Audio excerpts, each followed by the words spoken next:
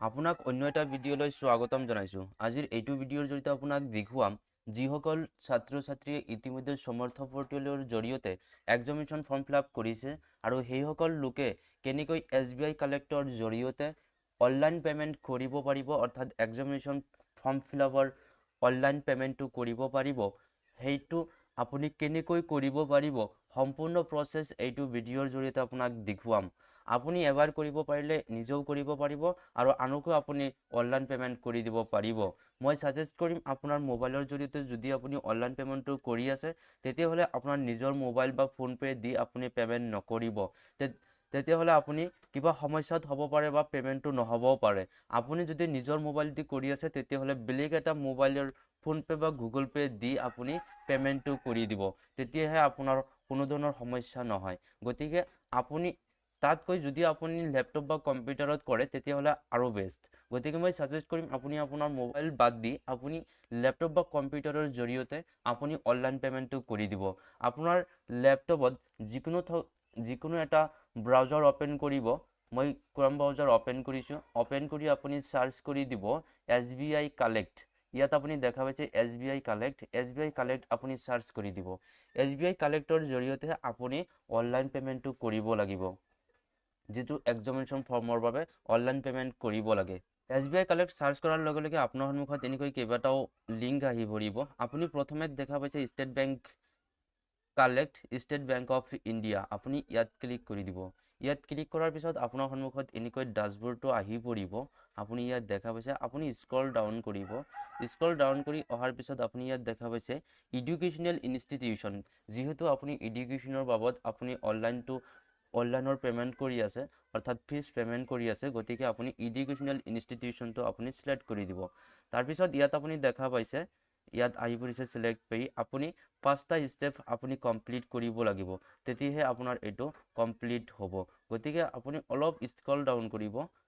Scroll down কৰি ইয়াত আপুনি দেখা পাইছে সাৰ্চ এডুকেশ্যনেল ইনষ্টিটিউচন। ইয়াত আপোনাৰ ইউনিভাৰ্চিটিৰ নামটো ইয়াৰ পৰা সাৰ্চ কৰি ল'ব। সো মই সাৰ্চ কৰি লৈছো। সাৰ্চ কৰাৰ পিছত আপুনি ইয়াত দেখা পাইছে যিসকল লোকে ভট্টদ্বীপ ইউনিভাৰ্চিটিৰ আন্ডাৰত অধ্যয়ন কৰি আছে সেইসকল লোকে ভট্টদ্বীপ ইউনিভাৰ্চিটি ইয়াত সাৰ্চ কৰি ল'ব। যিসকল গুৱাহাটী ইউনিভাৰ্চিটিৰ আন্ডাৰত অধ্যয়ন কৰি আছে সেইসকল লোকে গুৱাহাটী ইয়াৰ পৰা সাৰ্চ কৰি ল'ব, অৰ্থাৎ আপোনাৰ ইউনিভাৰ্চিটিৰ নামটো ইয়াৰ পৰা সিলেক্ট কৰি ল'ব। সিলেক্ট কৰাৰ পিছত আপোনাৰ সন্মুখত এনেকৈ ড্যাশবৰ্ডটো আহি পৰিব। ইয়াত আপুনি দেখা পাইছে পেমেন্ট কেটেগৰী। আপুনি পেমেন্ট কেটেগৰীটো ইয়াৰ পৰা সিলেক্ট কৰি ল'ব। সো এক্সামিনেশ্যন জেনেৰেল ফিজৰ বাবে ইয়াত যিসকল লোকে ফাৰ্ষ্ট চেমত অধ্যয়ন কৰি আছে সেইসকল লোকে affiliate college UG first semester 2024 890 rupees এইটো সিলেক্ট কৰিব লাগিব। থাৰ্ড চেমিষ্টাৰটো বেলেগ হয়, সেইটো থাৰ্ড চেমিষ্টাৰটো সিলেক্ট কৰি ল'ব লাগিব। তাৰপিছত আপুনি ইয়াত দেখা পাইছে select name of the institution. আপুনি কোনটো কলেজত বৰ্তমান অধ্যয়ন কৰি আছে সেইটো কলেজৰ নামটো ইয়াৰ পৰা আপুনি সিলেক্ট কৰি দিব। কলেজৰ নাম সিলেক্ট কৰাৰ পিছত আপুনি ইয়াত দেখা পাইছে নেম অফ দ্য ষ্টুডেণ্টৰ নামটো আপুনি সিলেক্ট কৰি লিখি দিব। তাৰপিছত এনৰোলমেণ্ট নাম্বাৰটো আপুনি ইয়াত দি দিব। তাৰপিছত আপুনি গাৰ্জেন নামটো আপোনাৰ দেউতাকৰ নামটো আপুনি দি দিব বা আপোনাৰ মাকৰ নামটো ইয়াত দি দিব। ইয়াত semester, first semester, third semester যিটো হয় আপুনি সেইটো দি দিব। তাৰপিছত সাবজেক্ট আপুনি মেজৰ আৰু মাইনৰ দুটা সাবজেক্ট আপুনি ইয়াত আপুনি লিখি দিব। ইয়াত এক্সামিনেশ্যন ফিজ ইয়াত লিখা থাকিব 890 rupees।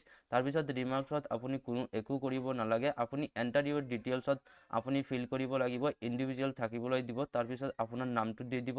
ইয়াত আপোনাৰ ডেট অফ বাৰ্থটো আপুনি দি দিব। ইয়াত আপুনি মোবাইল নাম্বাৰটো দি দিব।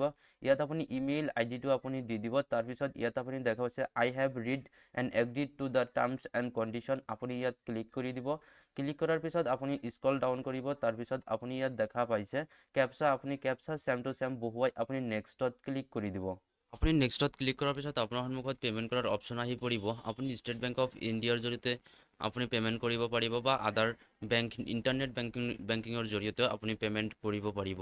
আপুনি UPIৰ জৰিয়তে পেমেন্ট কৰিবলৈ হ'লে আপুনি স্ক্ৰল ডাউন কৰিব। স্ক্ৰল ডাউন কৰি অহাৰ পিছত আপুনি ইয়াত দেখা পাইছে বেংক চাৰ্জেছ 00 UPI আৰু ক্লিক হিয়াৰ আপুনি দেখা পাইছে UPI। আপুনি ইয়াত ক্লিক কৰি দিব।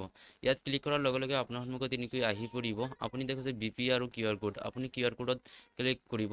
QR কোডত ক্লিক কৰাৰ পিছত আপোনাৰ সন্মুখত এটা স্কেনাৰ আহিব। আপুনি স্কেনাৰত স্কেন কৰিলে আপোনাৰ সন্মুখত 890 rupees পেমেন্ট কৰিবলৈ আহিব। আপুনি পেমেন্ট কৰি দিব। পেমেণ্ট ছাকচেছফুল হোৱাৰ পিছত আপুনি পেমেণ্ট কৰাৰ পিছত আপোনাৰ সন্মুখত এনেকৈ আহি পৰিব আপোনাৰ পেমেণ্টটো ছাকচেছফুল হৈ গৈছে। আপুনি ইয়াত দেখিছে e receipt for state bank collect payment. So' ইয়াত আপুনি সম্পূৰ্ণ ডিটেইলছ আপুনি দেখাব কি ডিটেইলছ ফিল কৰিছিল, সম্পূৰ্ণ ডিটেইলছ ইয়াত আহি পৰিব।